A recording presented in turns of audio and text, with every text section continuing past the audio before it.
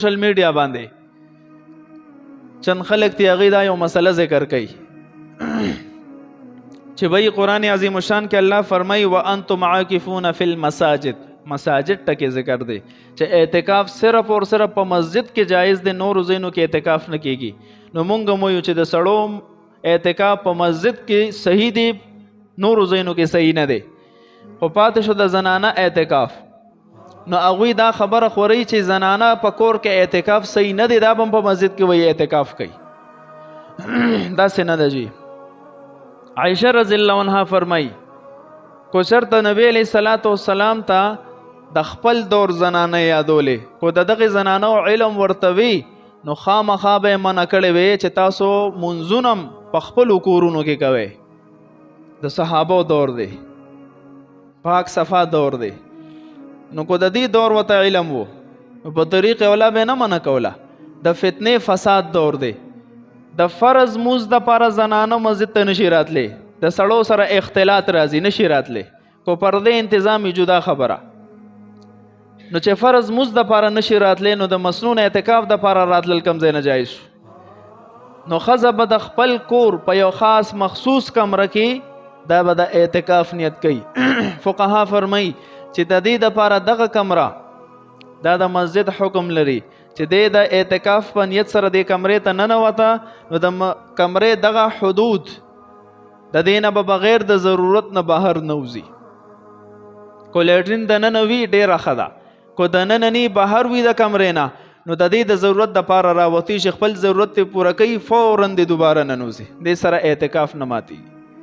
دا کرنګې کو زنانه ناسته ده نو د کور افراد ورسره دننه روژه ماتي هم کولی شي، هغې ورسره میلاوېدی شي، تپوس پوښتنه هم کولی شي، لیدی هم شي. دا زمونږ به د پښتنو کې یو داسې عرف ته چې اعتکاف ته کینې نو مخ هم چاته نه ښي. دا پابندي پکې نه ده، د عبادت پابندي ده پکې. او دا پابندي زه خو وایم چې ټوله زندګي وکړه، غیر محرم ته مخ مخایا، دا پرده ټول عمر وکړه، صرف په اعتکاف کې نه، نو ورسره میلاوېدی هم شي.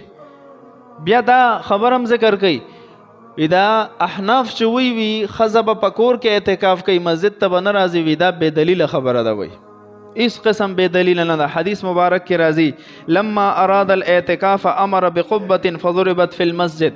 وی کله به چې نبی علیه الصلاة والسلام د اعتکاف اراده وفرمایله نو مسجد نبوي کې به د نبی علیه السلام دپاره یو خیمه مقرر شوه، خیمه به ولا وتړلې شوه.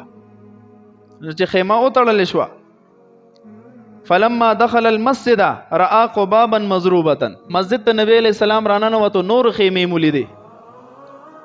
نو فرمایل لمن هذه، دا نور خیمې د چا دي؟ ورته وویل شو لعائشة وحفصة، دا ستاسو بیبي حضرت عائشه رضی الله عنها خیمه ده او دا د حضرت حفصه رضی الله عنها خیمه ده. نبی علیہ الصلوۃ والسلام فغضب، غصه شو. غضب معنا د ناپسندیدګۍ اظهار وکړو او وی فرمایل البر یریدن بهن، دا زنانه دې سره د نیکۍ اراده کوي. دا نیکی ده څه چې په مسجد کې د سړو سره اعتکاف کوي، دا نیکی نه ده. فورا یې فرمایل و امر بقبته، چې اول زما دا خیمه دې ځنه اوچته کوي، بیا د دې دا خیمه اوچته کوي.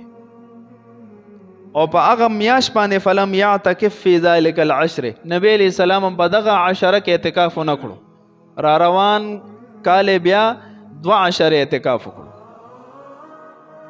نو دې نه څه معلومه شوه؟ ګوره د نبی علیہ السلام خپله بیبي چې یو ځای ورسره خیمې تړلې وې، نبی علیہ السلام منع وفرمایله.